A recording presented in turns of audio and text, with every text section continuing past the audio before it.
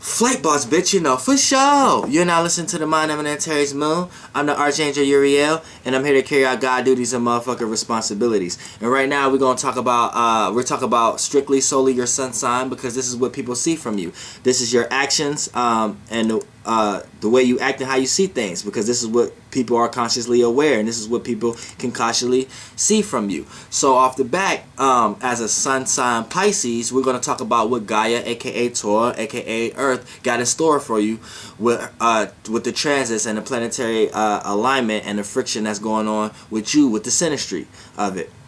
So for the most part, let's get into it. Now the sun is in Virgo, so this is an opposite right here. So this is opposite energies. So off the bat, your actions and the way you act and how you see things is at odds with other people's actions and how they see things, and then vice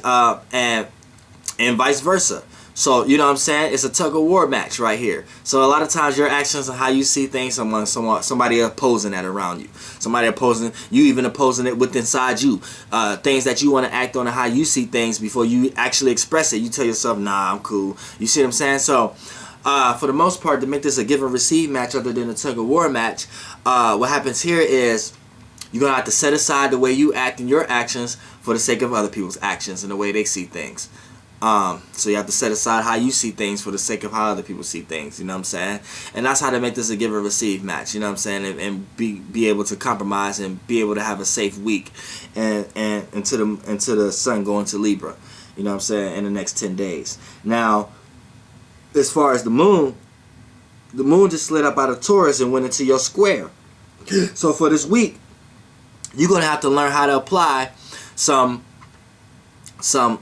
thinking and analyzing and some communication to your actions. And a lot of times this is kind of hard for you, being a sun sign Pisces. But when you're around harmonious type situations and environments, you could be the most talkative person in the world. This is where all the H2O come from with this kind of water, opposed to the Cancer water and the Scorpio form shape of water, you know, which that's ice. Cancer is a form of a wave. This is a form of a settled ocean. So H2O, you're able to relate and be passive enough to understand communication, to understand the H2O into the bubbles of the water, and able to swim effectively with no heavy tides or not being sunk into the deep end, and able to swim on top of land on surface level. So off the back, when it comes to, you just need to learn how to have more social analytical skills. You know what I'm saying? Not just based upon how you feel and how your emotions is pushing you to express yourself and act, and your actions and the way how you see things.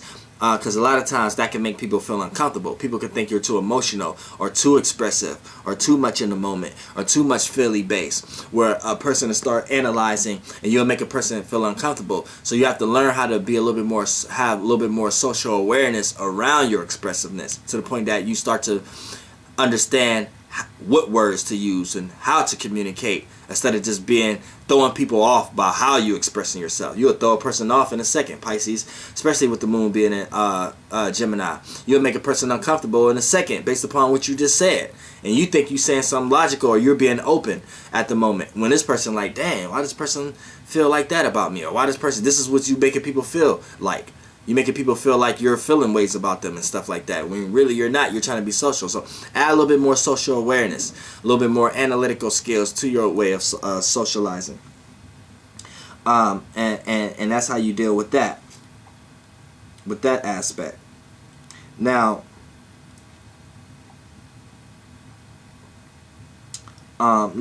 with today's Mercury is in Venus, and it just slid up out of Leo.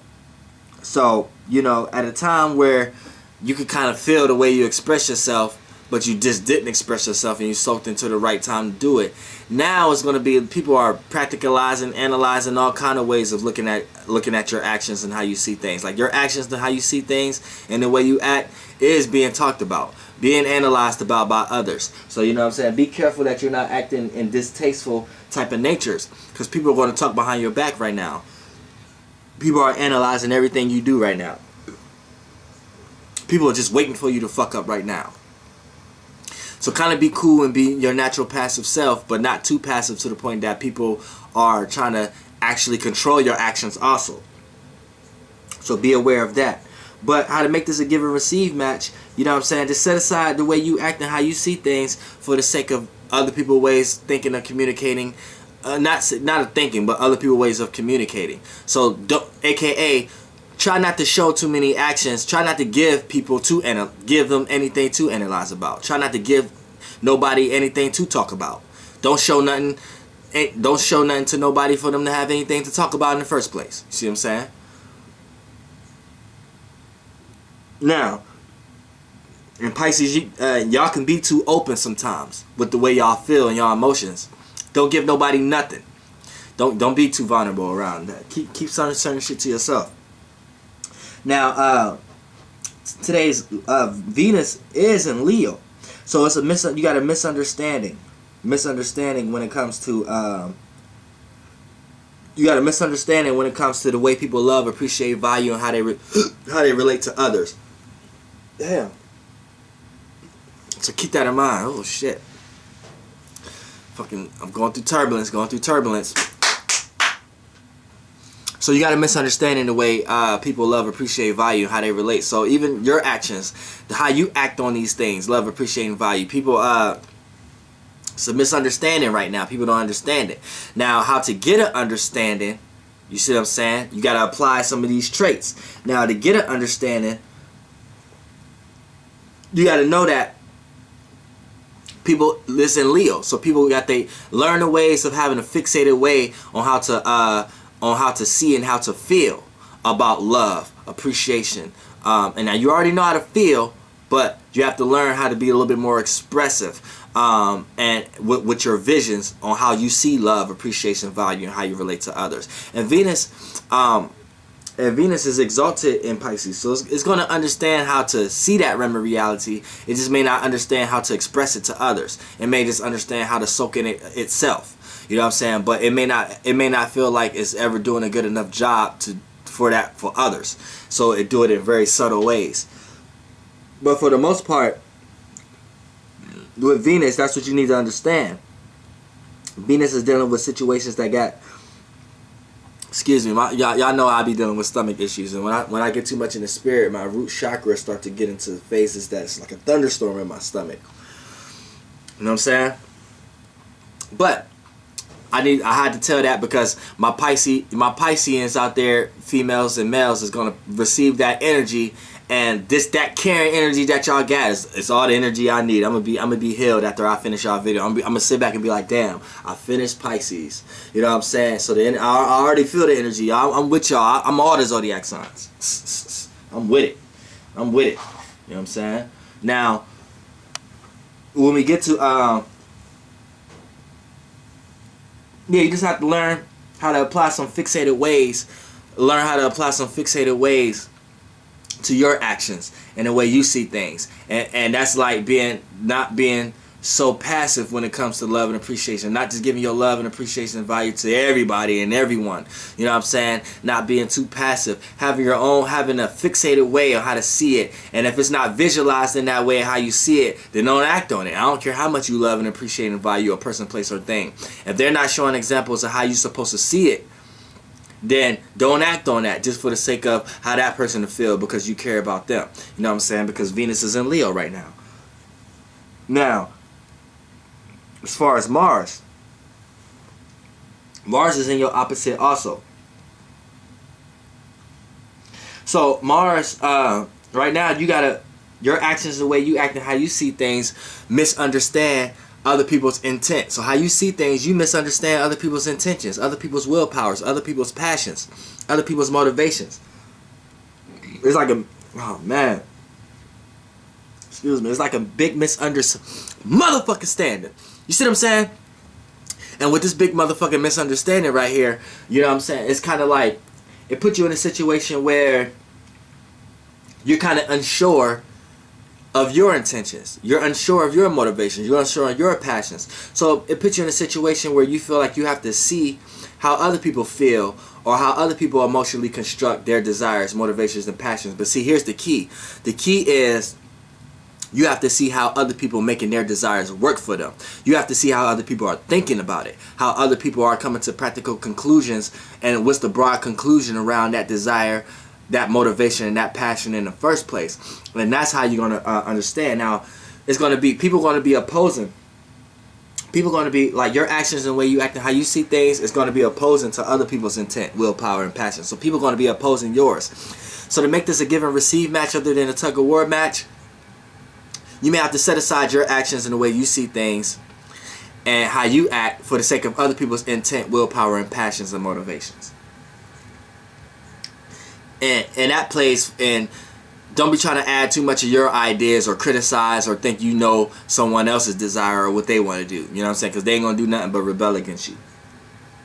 Now, Jupiter is in Libra. Now, this is a misunderstanding. Now, with this misunderstanding right here, you misunderstand the human experiences that you're having right now. You misunderstand the wisdom and knowledge, the meanings of reasonings, and the broad philosophical point of views of the experiences that you're going through right now. So these are things that you misunderstand. Now, to get an understanding of these things, you got to start applying some wisdom, some knowledge, some motivation. Not no motivation, but some wisdom, some knowledge, some start applying. And hold on, man, this is taking me off right now. I'm in a whole nother realm of reality because of my stomach right now. I'm so sorry why I had to do this on y'all at Pisces. I'm so sorry. But for the most part, when we want to talk about Jupiter being in Libra as a Pisces, you misunderstand the experiences. So how to understand it, you need to understand the way people are socially coming to the thought processes of the experiences that we're going through right now. So it's relating more to the information, relating more to the air, relating more to the H2O thing, relating more to the social awareness of the experiences that we're all going through as humans.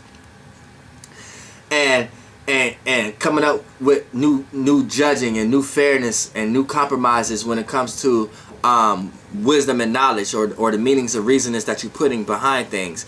Try to come to a balance, try to come to a fair assessment when it comes to the meanings of reasonings. And for an example, that means looking at both sides.